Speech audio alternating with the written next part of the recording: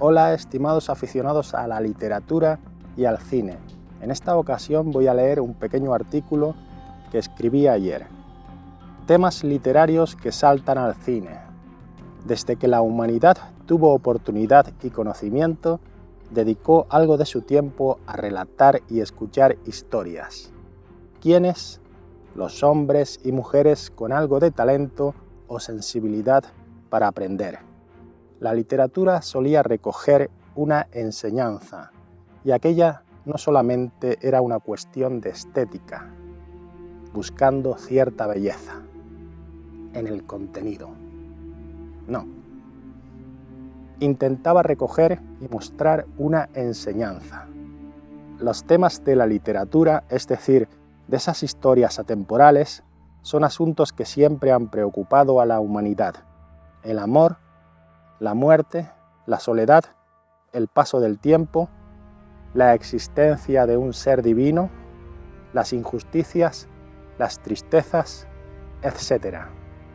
Hoy veremos algunos ejemplos de literatura que atienden a esos temas y sus similares dentro del séptimo arte, que es el cine. Comienzo. El amor. Una de las primeras obras sobre el amor que me vienen a la memoria es El arte de amar del poeta romano Ovidio, posiblemente escrita entre el año 2 a.C. y el año 2 después de Cristo. Cómo amar y cómo ser amado. El amor como materia de enseñanza. Es decir, se puede estudiar el arte de amar. Un ejemplo más moderno sería Las penas del joven Werther del alemán Goethe, escrita en el año 1774. Disculpen mi pronunciación en alemán. ¿Cómo no actuar ante el abandono del amor? El protagonista se suicida. No debes hacer lo mismo.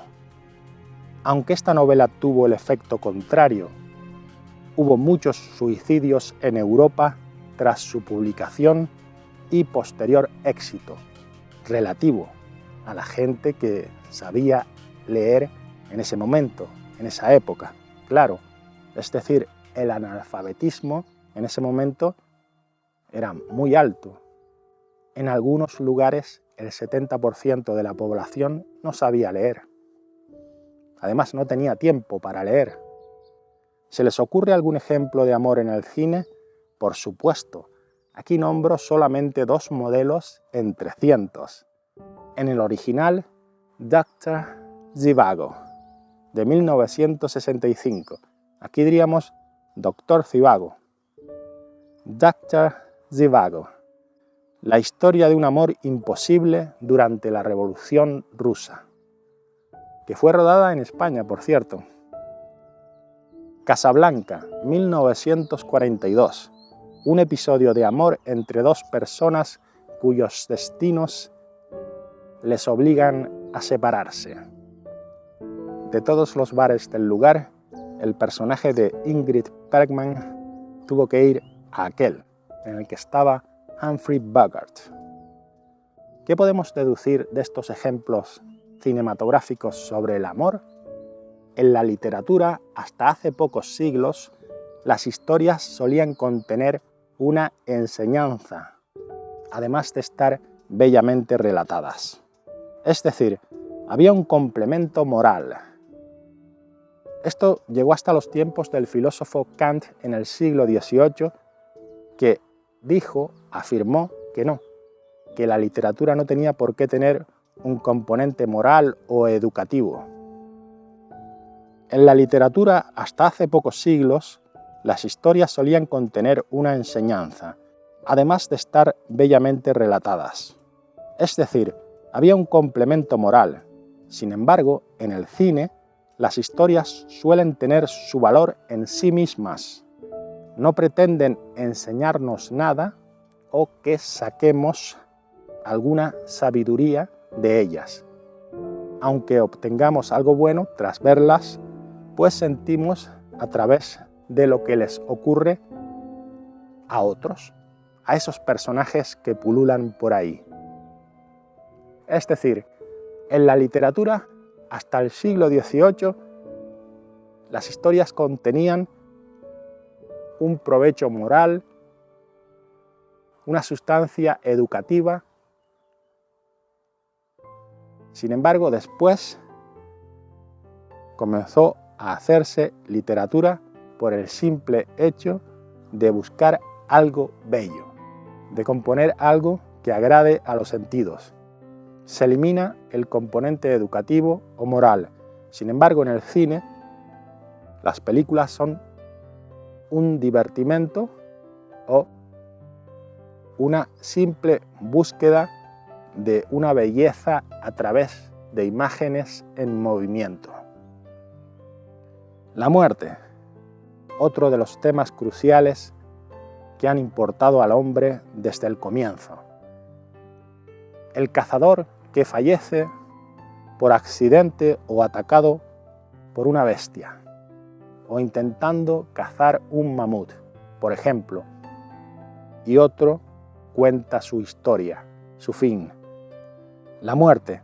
En la literatura española encontramos las coplas a la muerte de su padre de Jorge Manrique, publicadas poco después del fallecimiento de su padre, que sucedió en 1476.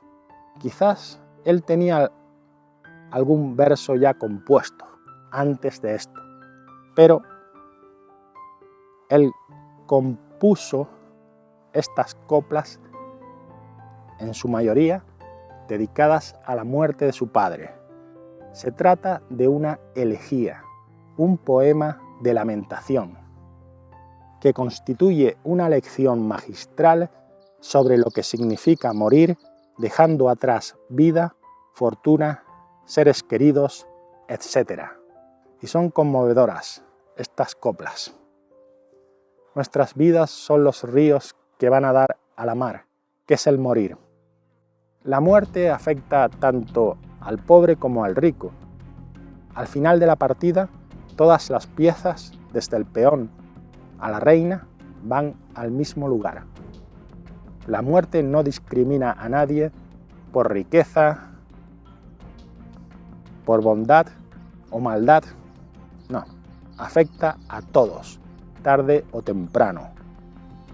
En el cine, varios largometrajes han tratado la temática de la muerte con cierto esplendor.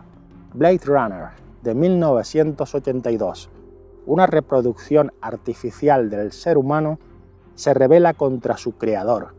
En principio, solamente la muerte natural, pues estos replicantes no pueden vivir más de 4 años, puede detenerles, ¿o no? Muy distinta a la novela original. En la novela original el tipo estaba casado, por ejemplo, y había otra forma, otro desarrollo en esa caza de los replicantes. También Blade Runner habla del amor. Muerte y amor, curiosamente. El largometraje Blade Runner en principio fue incomprendido. Por ejemplo, yo tengo la anécdota de estar en el bachillerato, un chico traer la cinta VHS para que la viéramos en clase de ética y la profesora, una señora mayor, la quitó a los 15 minutos porque para ella no tenía sentido. Y aquello me hizo pensar a mí que un catedrático o alguien que haya estudiado una carrera, en general se basa en lo que estudió. Para él Kant es bueno, o para ella Platón es bueno, etc.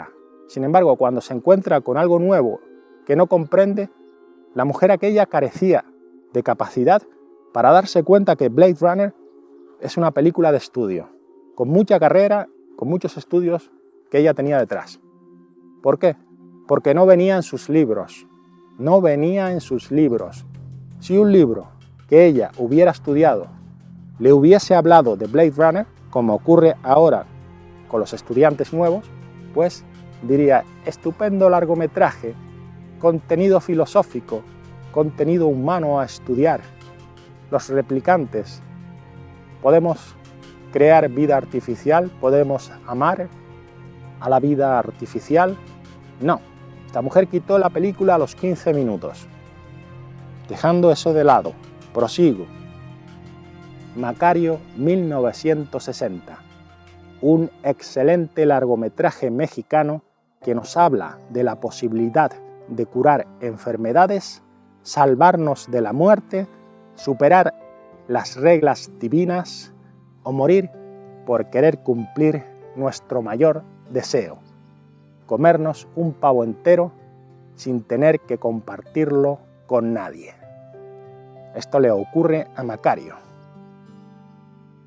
Y por último, El séptimo sello, de 1957, Edad Media, guerra, peste, muerte, sentido de la vida, obra maestra, sin discusión, en la que eres tú el que tiene que buscar significados en aquello que ves. Eres testigo de acontecimientos de otra época, con humanos que vivieron hace siglos durante la peste en la Edad Media. Este largometraje sueco de Ingmar Bergman es uno de los grandes clásicos del cine, con contenido filosófico, contenido literario en los diálogos, estética y también una belleza filosófica en los pensamientos. Obra maestra del cine que contiene filosofía y literatura, belleza en el diálogo de los personajes, fantástica fotografía. Hay una tensión detrás de la historia que te lleva de la mano hasta el final. No pestañeas, casi. Estás pendiente de lo que le ocurre a ese caballero, a su escudero, que tiene cierta sabiduría como la que podría tener Sancho en Don Quijote. En próximos vídeos seguiré hablando de temas cruciales para el hombre, recreados de alguna forma por literatura y cine. Hasta el programa que viene, si es que hay un programa que viene, que tengan ustedes un día agradable. Gracias. La moto ahora, macho. Ahora viene la moto, ¿eh? Curioso, ¿eh? Faltaba la motito. ¿No la oyen? Yo sí. Pom, pom. Ahora viene otra. Esto es increíble, tío.